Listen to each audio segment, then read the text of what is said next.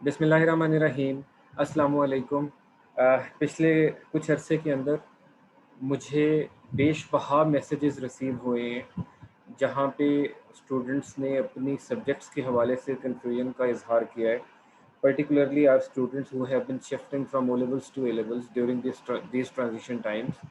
और उन्हें उन्हें बहुत कन्फ्यूजन है कि ए लेवल्स के अंदर कौन से सब्जेक्ट्स रखे जाएँ और कौन से सब्जेक्ट्स जो हैं वो उनके लिए बेहतर रहेंगे। तो आप लोगों की रहनुमाई के लिए और मुख्तसरन करने के लिए मैंने कंटेंट को पहले से ऑर्गेनाइज़ करके यहाँ पे प्लेस किया है। और हम लोग यहाँ से अगर हम स्टार्ट लेंगे तो प्री मेडिकल के ऊपर मैं थोड़ी-सी बात करूँगा। प्री मेडिकल के अंदर हम थोड़ा-सा एमबीबीएस स्पेसिफिक रहेंगे, although there are a lot of other fields which are possible. तो let me just tell you that pre medical के अंदर bio, physics and chemistry is the mandatory combination in Pakistan. और इसके लिए जनरली अगर आपने merit पे क्वालिफाई करना है, which is a very very difficult process, तो आप लोगों को स्ट्रेट एज चाहिए ओ एंड डी लेवल्स के अंदर, और एंट्री टेस्ट क्लियर चाहिए। स्ट्रेट एज के बगैर शायद 7 एज ओ लेवल्स में और 3 एज ए लेवल्स में शायद काम चल जाए, but in that case you would have to be really really lucky. अच्छा, एंट्री टेस्ट जो है इसका बड़ा कट थ्रोट होता है, since we are all in Punjab, और ये सिंध के अंदर भी, पंजाब के अंदर भी बड़ा कट थ्रोट का होता है। It's very competitive. और फिर आपको जाके एक मेरिट के मेडिकल कॉलेज में सीट मिलती है। ठीक है, 5 साल, 5 ईयर्स एमबीबीएस के अंदर स्पेंड होते हैं, 1 साल हाउस जॉब का लगता है, and then your MBBS stands for bachelors in medicine and bachelors in surgery. और अब तब जाके आप एक ग्रेजुएट बन जाती हैं मेडिसिन एंड सर्जरी के। इसके अर्निंग पोटेंशियल के ऊपर हम थोड़ी देर में बात करते हैं। तो आई होप कि ये हमारा एक कॉम्बिनेशन हमें क्लियर है। ठीक है, उसके बाद हम आते हैं प्री इंजीनियरिंग के कॉम्बिनेशन के ऊपर। और प्री इंजीनियरिंग का जो सबसे वेल नोन कॉम्बिनेशन है, वो कॉम्बिनेशन है हमारे पास फिजिक्स, केमिस्ट्री एंड मैथ्स। ठीक है, this is the recommended combination because it will keep your pathway open even if you want to go for software engineering. Then there is another combination जो कि सिर्फ specify कर देगा, आपके बाकी के दरवाजे बंद कर देगा, और वो आपको सिर्फ और सिर्फ सॉफ्टवेयर इंजीनियरिंग या कंप्यूटर इंजीनियरिंग के लिए आपको जाने के लिए आपको रास्ता देगा। दैट्स मैथ्स, फिजिक्स और केमिस्ट्री हटा के computer. That is another combination. But remember, इसके अंदर maths is very rigorous, physics is very rigorous. तो वो दोनों कॉमन हैं दोनों कॉम्बिनेशन के अंदर। इसका भी एक एंट्री टेस्ट होता है जो कि बहुत रिगरस होता है। ठीक है, और बहुत सारी फील्ड्स होती हैं, many people are competing by far. This far जो है इंजीनियरिंग जो है, ये पाकिस्तान के अंदर हाईएस्ट चोज़न क्वालिफिकेशंस के अंदर आती है, क्योंकि हमारे मुल्क के अंदर तो जिस तरफ एक सब चल पड़े तो we are like sheep and we follow the paths. तो विद नो ऑफेंस, लेकिन हम फिर सारे इंजीनियरिंग के अंदर लग जाते हैं। तो इसके ऊपर भी बात करेंगे। 4 साल का अरसा लगता है ग्रेजुएट बनने के लिए हम लोगों को इंजीनियरिंग के बैचलर्स करते हुए। ठीक है जी। तीसरा कॉम्बिनेशन जो है, जो फेमस कॉम्बिनेशन है, it's called accounting and finance. ठीक है, और इसको आप अकाउंटिंग एंड बिजनेस भी कह सकते हैं। इसके अंदर कॉम्बिनेशन पॉपुलर जो है वो अकाउंटिंग एंड बिजनेस के सब्जेक्ट के। एज वी नो के ए लेवल्स के 3 सब्जेक्ट कंपलसरी होते हैं, तो इसके साथ आप लोग कोई भी कॉम्बिनेशन में कोई भी सब्जेक्ट चूज कर सकते हैं। There are even few people who take law. ठीक है, but that makes things all the more difficult. Maths ले सकते हैं, मुश्किल रहता है। इकोनॉमिक्स, अगर आप अकाउंटिंग, फाइनेंस या बिजनेस की क्वालिफिकेशन में इंटरेस्टेड है तो इकोनॉमिक्स की खास ज़रूरत नहीं पड़ेगी, लेकिन other than that it's a good combination. और मैथ्स, उर्दू का भी एक कॉम्बिनेशन है। जो लोग थोड़ा सा आसानी में चाह रहे हैं कि अकाउंटिंग बिजनेस फोकस करके कर लें, तो उनके लिए ये कॉम्बिनेशन है। अच्छा, इसके अंदर जो मज़े की बात है कि एंट्री टेस्ट नहीं होता, except for some prestigious universities जिनका बैचलर्स का प्रोग्राम आपको ऑप्ट करना होता है, तो आपको एंट्री टेस्ट की कोई रिक्वायरमेंट नहीं है। ठीक है, लेकिन क्या इसका क्या मतलब है? फिर तो ये प्रोबेबली यहाँ पे नालायक लोग जाते होंगे।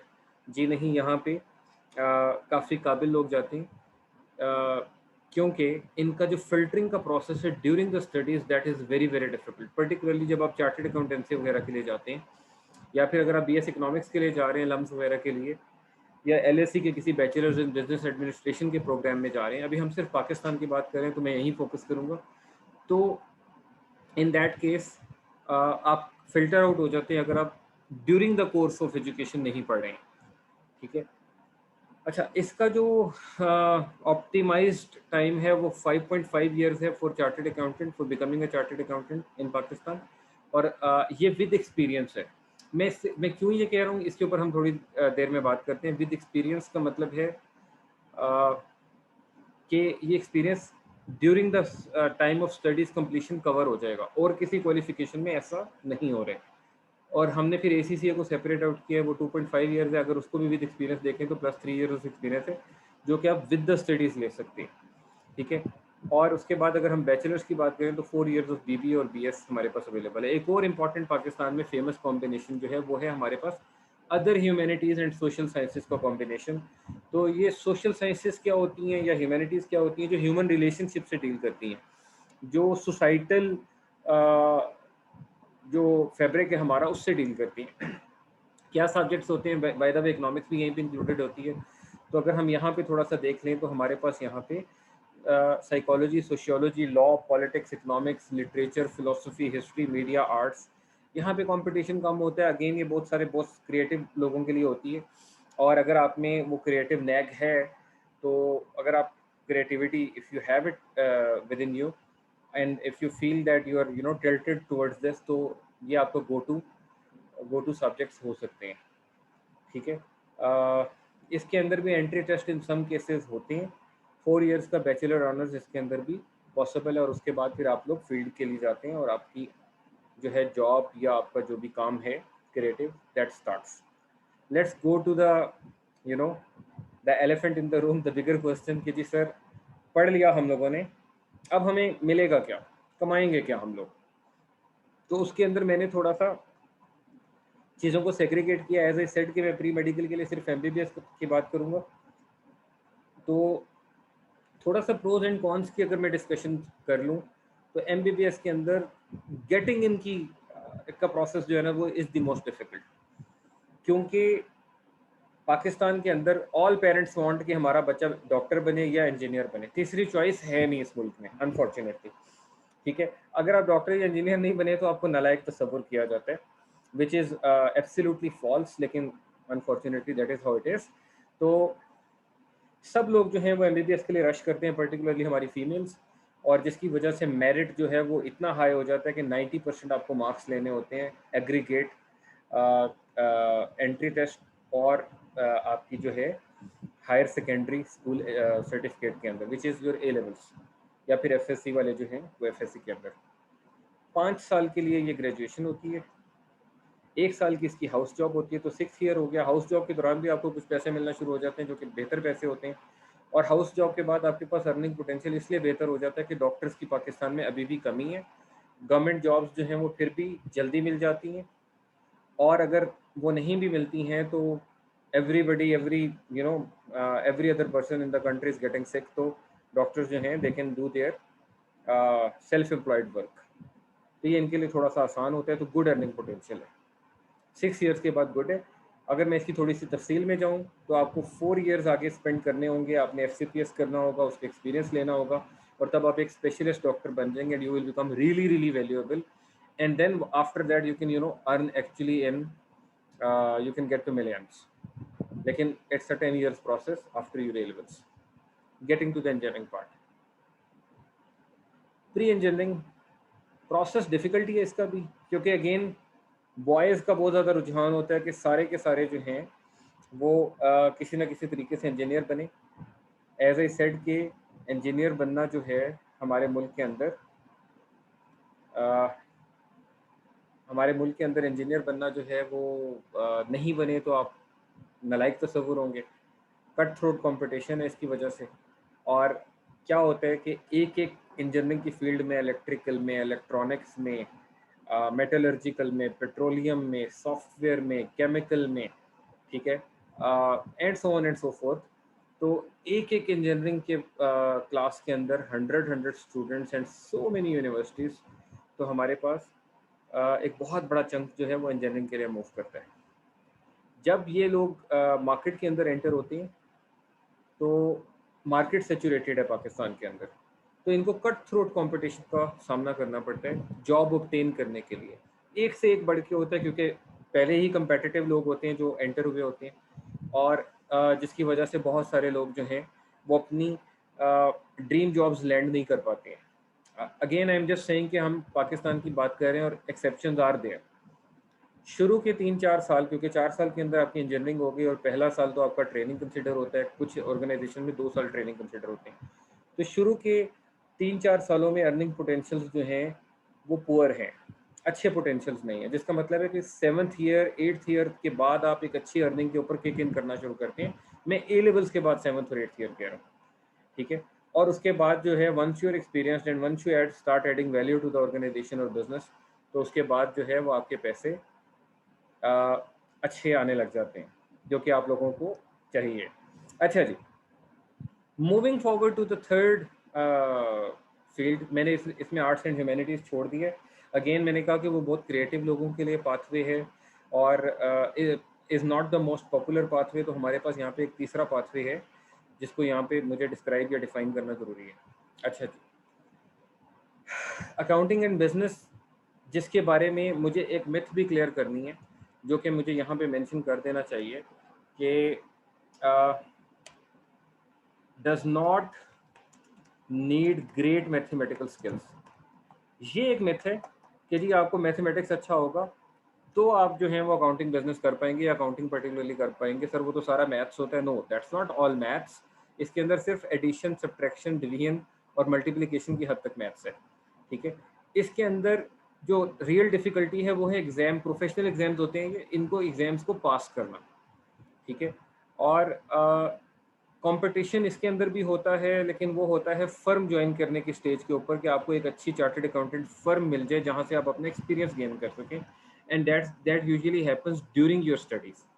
और जब हम इसको कंप्लीट करते हैं चार्टर्ड अकाउंटेंसी को, एक नॉर्मल एवरेज अच्छा कैंडिडेट जो है, अच्छा आप कहेंगे नॉर्मल एवरेज को अच्छा भी साथ कह रहे हैं। नॉर्मल एवरेज का मतलब है कि जो एक fair amount of hard work put in करता है, तो वो इस क्वालिफिकेशन विद एक्सपीरियंस को आराम से 5 to 6 ईयर्स में कवर कर लेते हैं।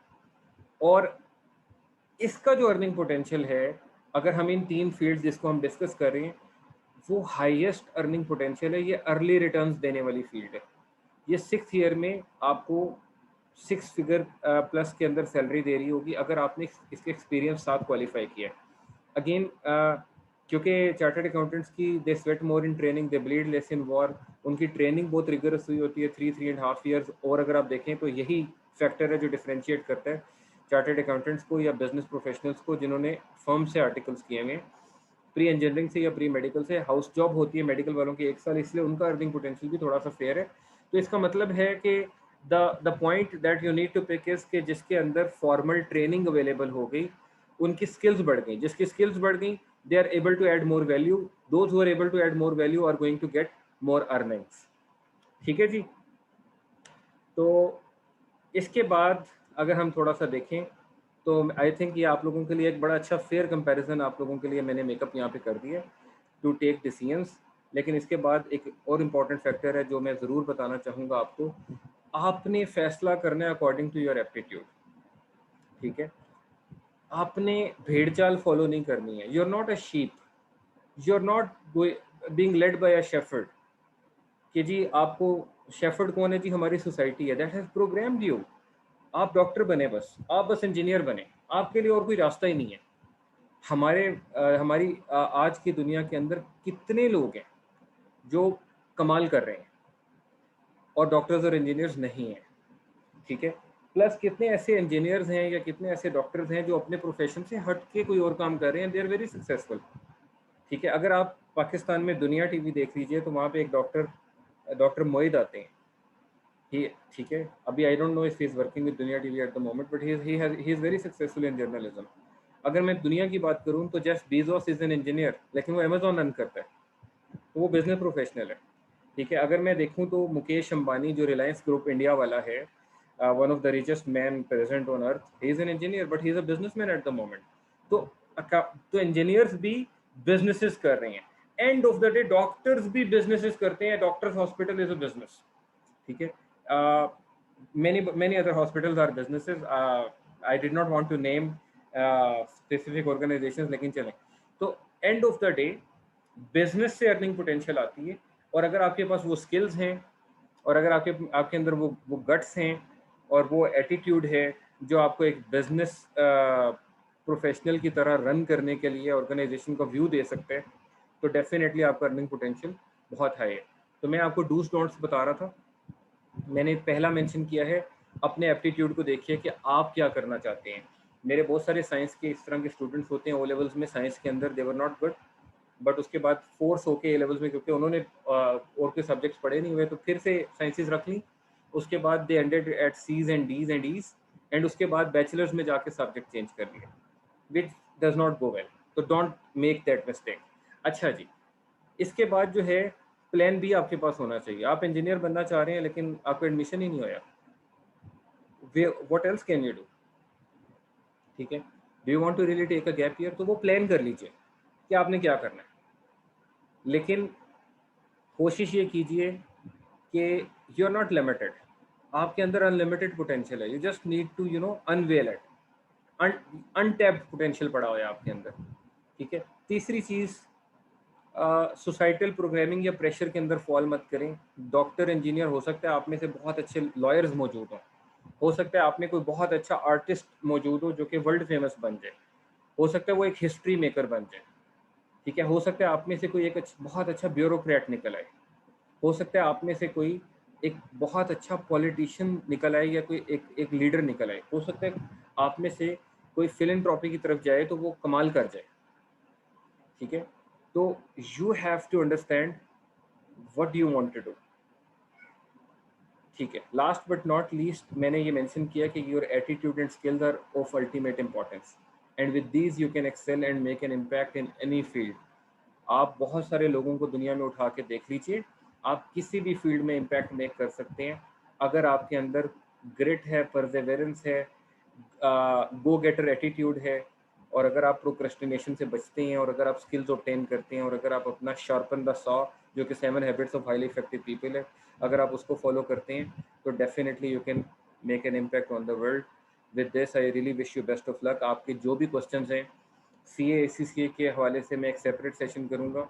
इसके अलावा मेडिकल के प्रोफेशन के हवाले से, अगर आप प्री मेडिकल लेते हैं और अगर आपके पास MBBS में नहीं जा पाते, तो और क्या चॉइसेस हैं, फॉर एग्जांपल डी फार्मेसी, उसके ऊपर भी मैं एक अलग से सेशन कर सकता हूँ। I am really looking forward to your feedback. और अगर आपको ये वीडियो अच्छी लगे तो इसको सदका जारिया समझ के, इसको अजर का ज़रिया समझ के, अपने लिए भी, अपने दोस्तों से, अपने साथियों से शेयर कीजिएगा। एक अच्छा डिसीजन जो आपकी वजह से लिया गया है, किसी की ज़िंदगी बदल सकता है, तो काइंडली शेयर करने में माइज़र ना होइएगा। जज़ाकल्लाहु खैर। I wish you best of luck. Thank you very much. Allah ने के